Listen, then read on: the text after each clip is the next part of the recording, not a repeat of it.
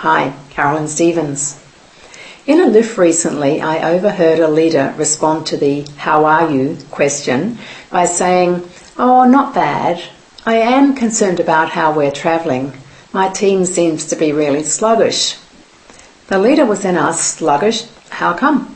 He said, "My team's just not motivated. They bitch about one another and they're not putting in the effort that they used to put in 6 months ago when I took on the leadership role." Because the leader had an obviously gloomy, downhearted beat about him, I began to wonder, is it just coincidence, or did his team's sluggishness actually arise from his outlook and behaviours? Guess what I concluded? You as a leader have more of an impact on your team members' morale and therefore performance than anything else within your four walls. It's therefore critical that your impact is positive. Whenever you feel down or dispirited, there will be consequences.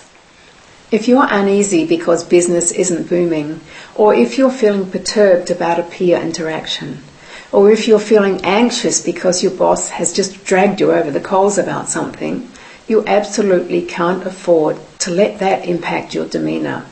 Now, I can hear some of you saying, "So I have to be a Pollyanna and pretend to be in a good mood all of the time, even when I'm not?" Nope, that's definitely not what I'm saying. Authenticity is absolutely essential. Not being genuine about your emotional state is worse than being down and dark. But here's the really important bit. It's crucial that you remember that things don't have meanings in themselves. We give things meaning. For example, if your boss has just dragged you across the coals about something you did, you could make it mean that you're doomed in his mind forever now and that you're not okay. Or you could make it mean that he thinks enough of you to be candid with you about his reaction to what you did, and that you've learnt from the mistake and are now ripe for bigger challenges. You can decide to be constructive or fatalistic. You can decide to be resilient or delicate. You can decide to be calm or nervous. You can decide to be courageous or fearful. You can decide to be enthusiastic or switched off. You can decide to be optimistic or pessimistic. And you can decide to be solution-focused or problem-oriented. The first interpretation of the circumstance won't serve you. The second interpretation of the very same circumstance will serve you.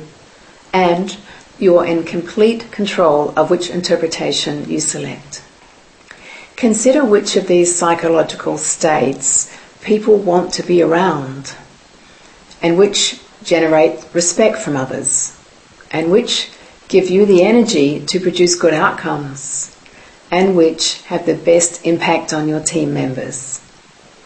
Constructive thoughts not only feel a lot better than fatalistic ruminations, they look a lot better from the outside too. You've heard it said, when a leader sneezes, their team members catch a cold. As a leader, just as you manage your KPIs, it's your responsibility to manage your demeanour.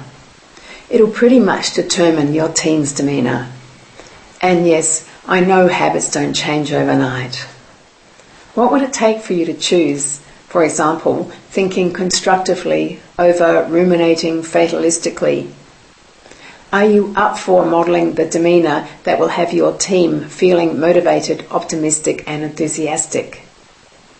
When you have a thoroughly constructive impact on your team, team morale and discretionary effort will be favourably impacted. Are you up for it? Be happy and keep smiling.